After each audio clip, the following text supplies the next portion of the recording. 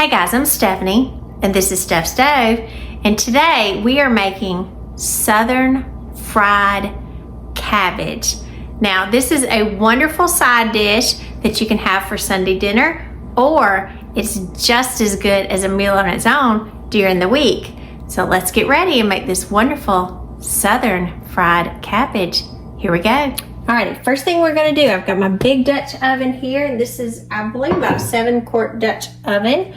And the first thing we have to do, we are going to cook down some good bacon. Now, I'm using thick sliced bacon. You can use regular sliced bacon if you like. I guess you want to say turkey bacon. I don't really think so. You need the real good stuff in this. So I'm gonna put that in my pan, throw that away. And then I'm gonna come in, I'm just gonna grab the whole thing. These are my little kitchen shears that I use, and I'm gonna cut it in half and cut this into smaller pieces. It'll make the cooking process go a lot faster, and I'll get those nice little pieces that I need for the recipe. So just cut these into little sections. You kind of wad it up and cut it, because again, this is nice and soft. So it doesn't take much to cut it.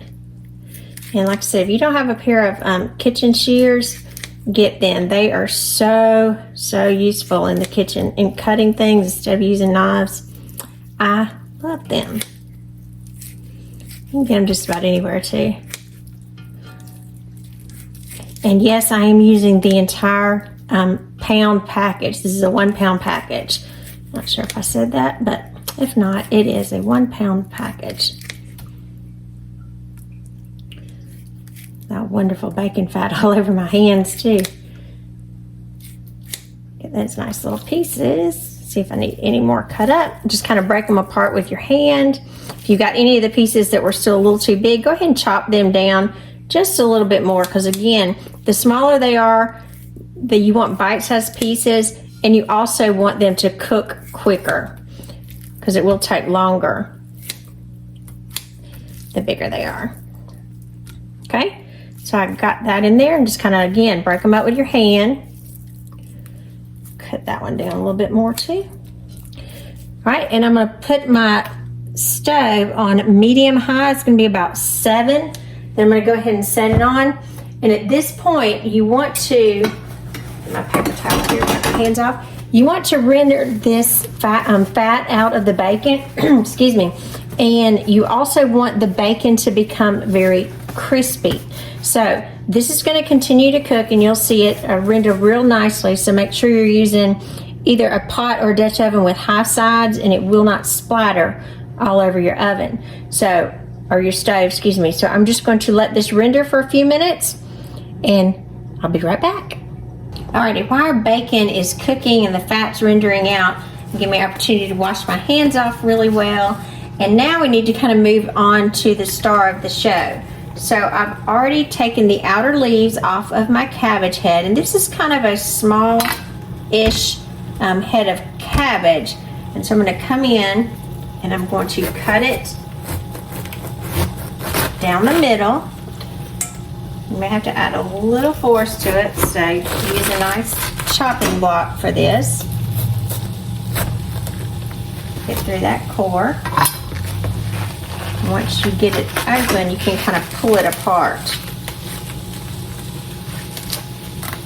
That last one apart.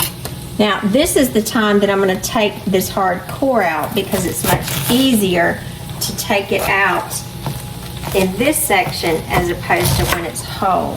And I want to be able to get all of it out, because it's not a part that you want to eat. It's pretty hard.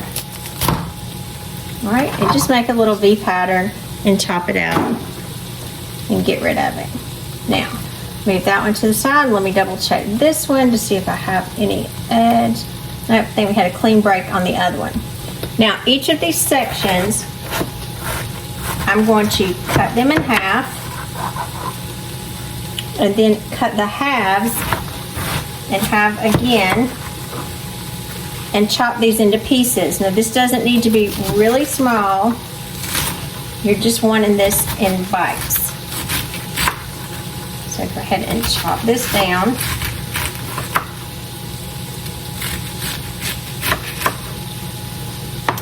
kind of like that. And then when we put it in here, it will fall apart. I've just got a colander that I'm got it sitting in. Got an extra paper towel to drain off any liquid. If you got any big parts like this, kind of come back and chop them again. All right, so do the same thing. I'm going to go through and continue chopping the rest of this head of cabbage up, and then we're going to be right back. Alrighty, our bacon has been cooking for about 15 to 20 minutes, and depending on the pot that you're cooking in, it will take a little longer. This is a very heavy pot, so it does take just a little bit longer, and this was thick cut bacon. So if you're using regular bacon, it will take a little less time. Now at this point, I'm gonna move my spatula to the side, and you can see this beautiful, isn't that a beautiful sight? Crispy bacon. So I've got just a little pan here, got it lined with several paper towels, and you want to take the bacon out. We will add this back later. So right now we need to remove the bacon because we got it nice and crispy, and again you want it very crispy here. Get all those little pieces out. All right, now I had my stove on medium high when I was cooking the bacon. I'm just going to leave this here, spread it out a little bit nicely so they can drain. Isn't that pretty bacon? Delish. All right, so we'll leave that to the side. Now these wonderful bacon drippings, bacon grease here, we are going to keep these. Had a few little extras in there. We are going to keep these in the pan, and I'm going to turn it down to medium, so I'm going to turn it down to about 6. Now at this point you want to add some onion. If you have a sweet by day onion, that's wonderful to add kind of half of a small onion.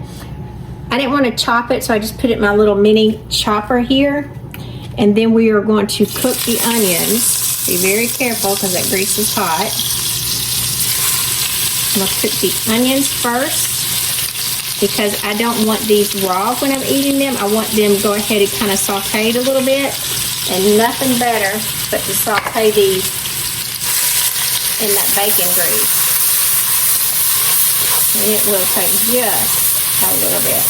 And no, that's not burning on the bottom. That is actually flavor. It's called fine. So it won't take but just a second to cook those onions. Perfect. And then I've got over here my cabbage. Now I did rinse my cabbage off again, and I had a little bit of water that came out. I'm not going to dry this completely. Let's move this around. I'm going to go ahead and add the cabbage to the pan, and this is going to be about 8 to 10 cups of cabbage is about what it's going to come out to. We'll need a little bit of that water in there, so again, a little extra water on the cabbage is perfectly fine. Let's move that around. It's a little hot. The pot holder over here. That little edge is warm. Then we want to just leave this and incorporate it.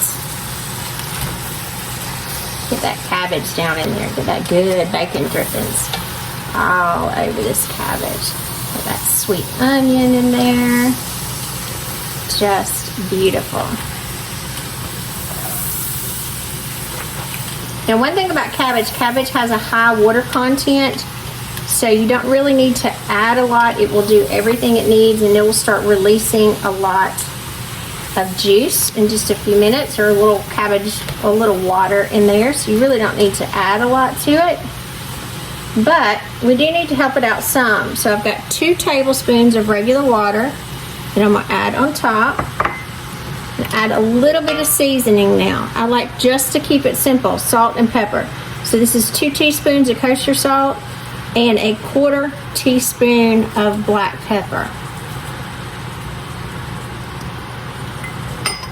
And again, this is just traditional right here. If you like other seasons, you can add it, but again, this is just traditional, keeping it very simple, letting our cabbage be the star. And we're going to blend this together And notice as we are, you can scrape down the bottom and that good flavor, that fond that was at the bottom, just start releasing it, getting it all infused in our cabbage. Delish. Delish. Now you want to let this continue to cook for a few minutes, so we're just kind of stirring it around to be sure that everything is incorporated. And you can actually tell the cabbage has went down quite a bit, because obviously it'll start wilting, but it was much taller when we put it in the pot. So it will continue to cook down. So I'm going to again turn my heat down just a little bit. I'm going to put it on about 4. And then I'm going to cover it. We're going to let it cook for about 4 to 5 minutes, and we'll be right back. Alrighty, it's been about 7 minutes that this has been cooking. So I'm going to kind of give you a little peek. Let's just see what it looks like. Give it a good stir. And look at that. Look at all that beautiful cabbage right there. Now it will continue to cook down. So at this point, it's more about preference on how do you like your cabbage. Do you want it cooked really, really well? Or do you still want a little bit of crunch to it? Now I like a little bit of crunch still to mine, so this is a good point that I'm going to stop it. So I'm going to turn my heat off, and I'm going to grab this bacon that we cooked earlier. So I'm going to grab the paper towel here, and I'm just going to put all of that crunchy bacon into the pot and stir it to incorporate that crunchy bacon within the cabbage. Look at that. Look at that. Doesn't that look, just look. Doesn't that look beautiful? Look at that. Gorgeous. Gorgeous. Go ahead, turn the heat off if you haven't already.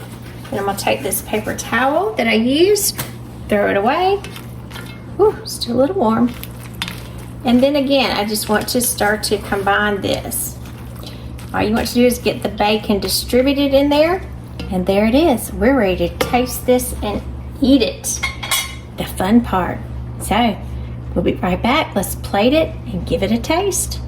I'm Stephanie, and this has been Steph Stove, where today we made Southern fried cabbage. Look at that. Doesn't that look good? It is.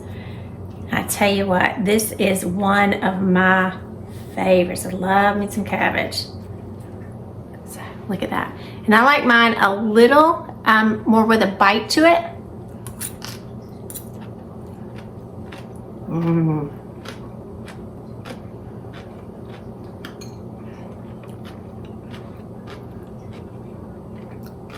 That's so good. If you've never had Southern fried cabbage, you've got to try this, especially if you love cabbage. It'll become your favorite way to cook. It's very easy, it's economical. You can have it as a complete meal or as a side dish. The choice is yours. Either way, it's very economical and just delicious, and it's good for you. It's keto friendly and it's very healthy. So remember, give me a thumbs up, click that subscribe button for more great content like this. Steph Stove, we're making memories one dish at a time. Thanks for watching, guys. Enjoy some cabbage.